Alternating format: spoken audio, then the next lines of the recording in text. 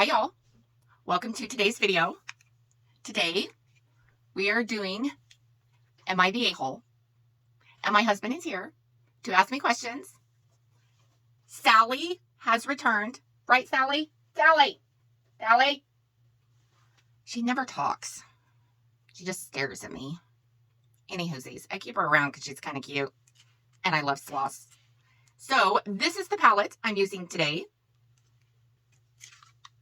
This would be the color story. So yeah, on this channel, y'all, we create beauty one palette at a time. So grab your brushes, grab your palettes. Let's get into it.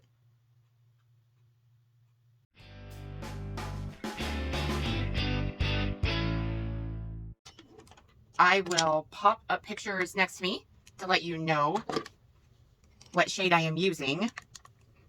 And my hubby is back at it asking me questions on this video is, am I the a-hole? So while I'm doing my makeup, he is asking me the question and I am answering. I'm here for it. Alrighty, babe, shoot. First one. Am I the asshole for not inviting my boyfriend on a physically extensive vacation because I do not believe he is capable? I planned a physically extensive vacation horseback riding through the mountains for 10 days prior to getting into a relationship with a guy that has a bad knee and a bunch of GI issues, including being an extremely picky eater and unable to drink plain water. When I told him about the trip, he immediately asked if he could come and if there was space on the excursion. He was really excited that something like that exists. He used to ride horses when he was a kid. When I pointed out that he will be on horseback for literally 10 days, hasn't even ridden a horse in 12 plus years, will have to eat whatever food they provide, and sleep in a rough campsite on top of all these health issues, he said he would just bear it. I told him he should research the trip and maybe go ride a horse locally somewhere. He had no interest in that and instead went to Boot Barn and started buying cowboy clothing. His knee issues are significant. If something happened, he could really injure himself further, and he is on state health insurance. It's not great care. He kept talking like he really could do this trip. He cannot even walk more than a mile or two and cannot go hiking. How could he possibly ride on horseback through the mountains for 10 days? I'd literally turn into his medical assistant for physical work and his GI issues. His lack of concern and inability to think realistically struck me. If I even go a year without riding a horse, even just 6 months, then I am in serious pain after 2 hours of riding. This would be 10 whole days, not to mention the GI issues. He has sporadic GI issues that cripple him for hours. So the thought of 10 days of me having to worry about him, likely having to help him out a lot, and the risk was real that he may not be able to even finish the trip at all, had me really start to dread the trip. I ended up having to tell him that I really want to just do this trip solo as I originally planned it. I am a professional rider and I want to get the most out of this trip. He's mad at me and will not acknowledge his physical impairments. Am I the asshole? Okay, no, you are not. Because I will tell you that, granted, your horse breathes air, mine breathes gasoline, my horse is iron, yours is not. But even getting on the bike, the motorcycle, after it's sitting all winter, that first ride, I'm sore. Just saying. So I feel her pain. And as far as her wanting to go on this trip to get the most out of it, to become a better writer or, you know, and already had planned it solo anyway, before she even met him, no, I don't think she's the asshole. In fact, I think she should have had that conversation with him before she had told him about the trip. And if anything, he's the a-hole for inviting himself and not seeing it from her point of view. Next question. The asshole for not wanting to buy my coworker's kid's coupon book. So I don't really care for this coworker. She walks around bossing people around and telling them what they're doing wrong all day. While she has been with the department longer than I have been with the organization much longer and have a lot more seniority and experience. This was not known to me until she asked me for help on something, and she said she'd only been doing this for X amount of time and wanted my opinion since I'm more experienced. Based on the way she speaks to me on a day-to-day basis, you would think she was the department head or something. So that right there kind of further soured my already not so great opinion of her. So fast forward, this coworker is selling coupon books for her kids' school fundraisers at $40 a pop. Now first off, there is a clear policy against doing this during working hours. Everyone is buying them up from her. She asked me if I wanted one, and I started to look through it. I work in a major metropolitan area, but I commute in from another city. All of the businesses listed were local to the city and not me, and they were businesses that I don't patron. I kindly and respectfully declined, saying there wasn't really anything in there I could use. You would have thought I shot her dog. The whole room got silent, and I got a glare of death from my coworker. I again said no thank you, left the break room, and went back to work. I got the cold shoulder from everyone for the rest of the day.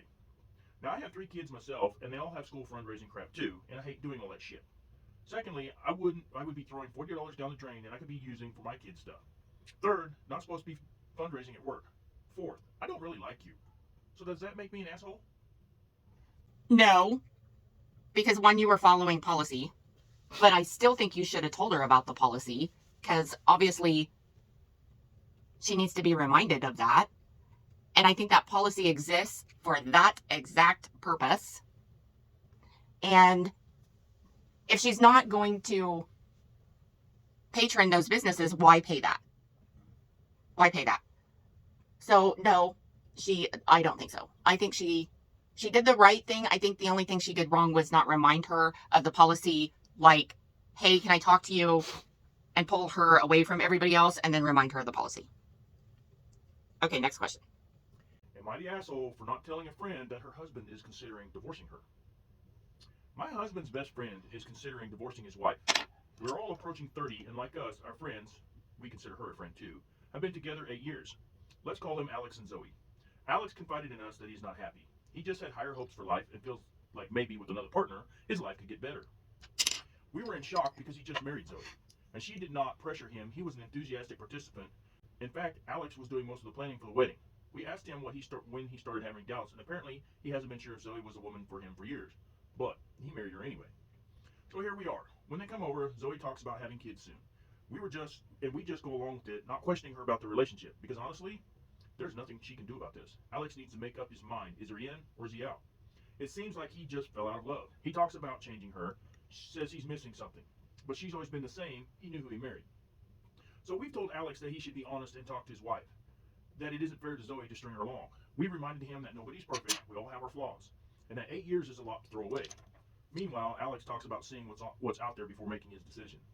I reminded him that usually you'd break up with someone before you do that. I feel really bad for not telling Zoe what's going on, but we don't want to betray Alex's confidence. If they do end up divorcing, realistically, we'll probably only stay friends with Alex, even if we don't like what he's doing right now. Divorce is messy.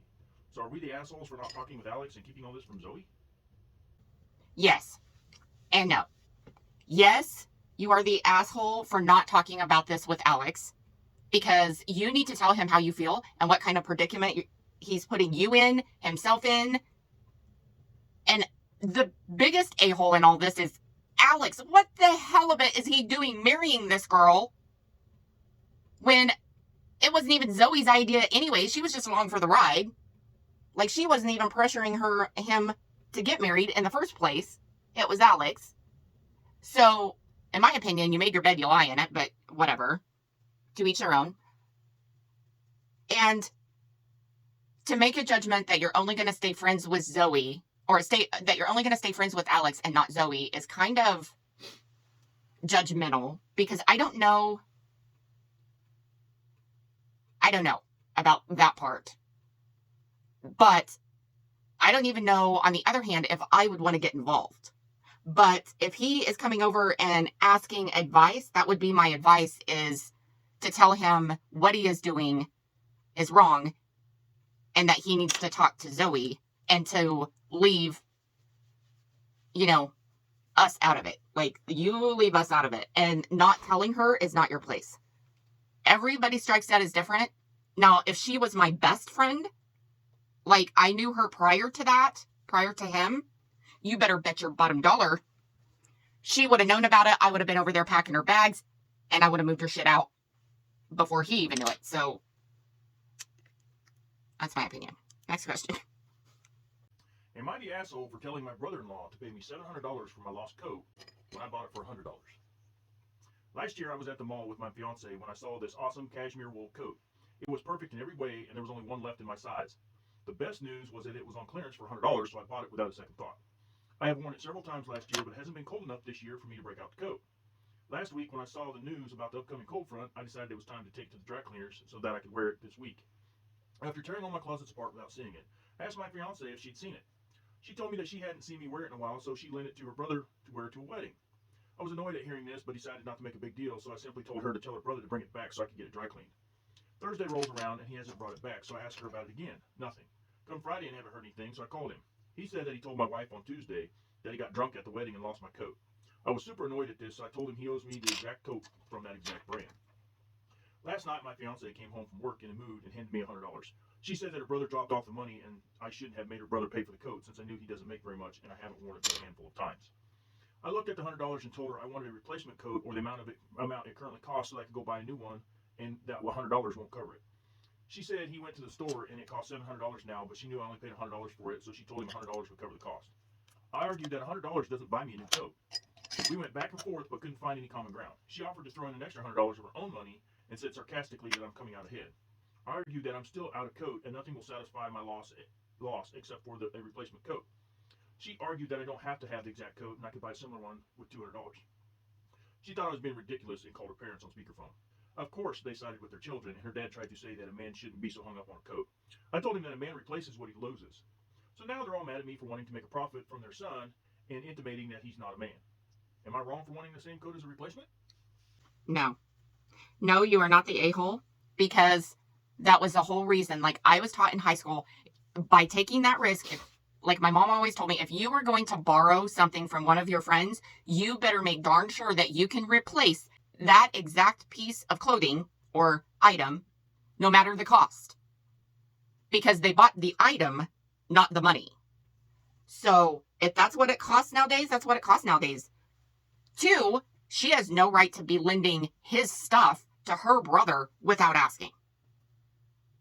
That's just rude and disrespectful, to be brutally honest. And the assumption of, oh, you only wore it a handful of times, here, take this, is not okay by any means. Okay, one more question. Am I the asshole for refusing to lend my designer purse to my sister-in-law for her wedding? I have a Chanel purse that was a gift from my parents when I graduated college. It is by far the most expensive thing I own. My brother recently got married, and his new wife, Amy, asked if she could borrow my Chanel purse for their wedding day photos and reception. Amy doesn't own any designer bags and really wanted one to complete her wedding look.